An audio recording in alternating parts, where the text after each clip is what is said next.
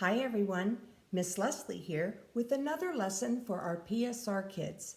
Now, before we begin, will you please make sure that you have clicked the subscribe button at the bottom of this video. That way you'll be sure to know when another lesson has been uploaded to the St. Joseph's YouTube channel. This lesson is all about how we can know there is a God. Now, why would this be important? Well, there could come a time when you and I are challenged by someone to prove to them that there is a God.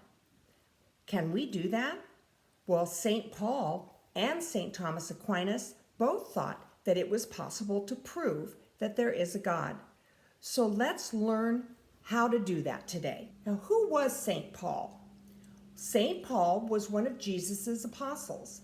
In his amazing letter to the Romans, he said people could know that God existed by looking at what God had made. What can be known about God is plain to them because God has shown it to them. Ever since the creation of the world, his invisible nature has been clearly perceived in the things that have been made. Wow, that's good to know, right?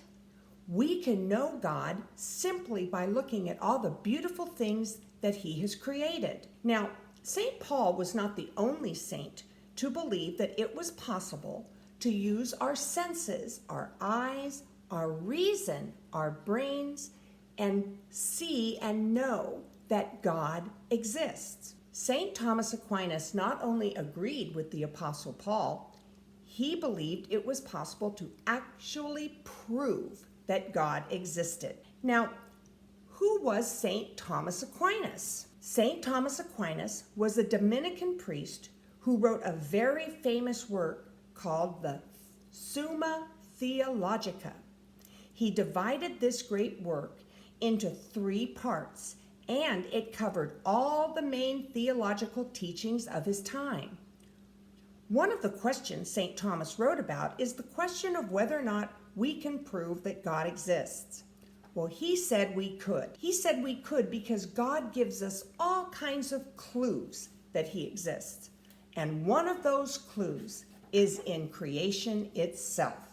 I love St. Thomas Aquinas.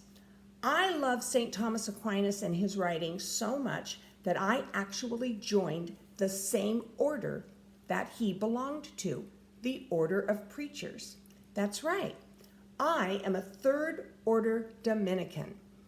And the next time you see me, be sure to ask me about the cross I wear around my neck and what that cross means. Let's talk about one of the arguments that can be used to prove that there is a God. This argument is known as the Cosmological Argument. Whoa! That's a big word. Let's say it together. Cosmological. The cosmological argument goes like this. 1. Some things are caused. 2. Nothing can cause itself. 3. This means everything that is caused by something else. 4. But causes can't back up on and on and on forever. That doesn't make any sense. 5, there has to be a very first cause. St. Thomas Aquinas referred to the first cause as God. Now, that's an amazing argument, isn't it? I mean, what we would say to people is that everything that has a cause to it is caused by something else. And you can trace it back further and further and further. But you can't just trace it back further and further and further forever. At some point, you're going to get to the very first thing that first causes that thing. So, St. Thomas Aquinas said, the first cause of everything that was caused is God. Oh, I know. Someone is going to look at you and say, well, What about the Big Bang Theory? Doesn't the Big Bang Theory prove that there isn't a God? Well, does it? Let's you and I think this through. If the universe was started with the Big Bang, that means that the universe had to begin, right? Before the Big Bang, there would be no universe. So, at some point, there was no universe. And then there was a Big Bang. But that means something caused the Big Bang that caused the universe. Well, you and I would argue to the person saying the Big Bang Theory proves there is no God, that whatever that first cause that started that bang, that's God. The first cause, it's God. You want to know something really cool? The Big Bang Theory was actually thought up by a scientist who was also a Catholic priest. That's right, a Catholic priest came up with the Big Bang Theory. The scientist who came up with the Big Bang Theory, his name was Georges Lemaitre. The Big Bang Theory basically says the universe had to start sometime. I wonder how it started. So he thought, if the universe had a beginning, something had to create it. The universe had a beginning. It did not always exist. Now, most scientists back then, they didn't think it had ever had a beginning, but Father Lemaitre showed that it did have a beginning. Therefore, something created the universe. That something is God. So what does all this mean for people like you and me? People who believe in God, but we are also Catholic.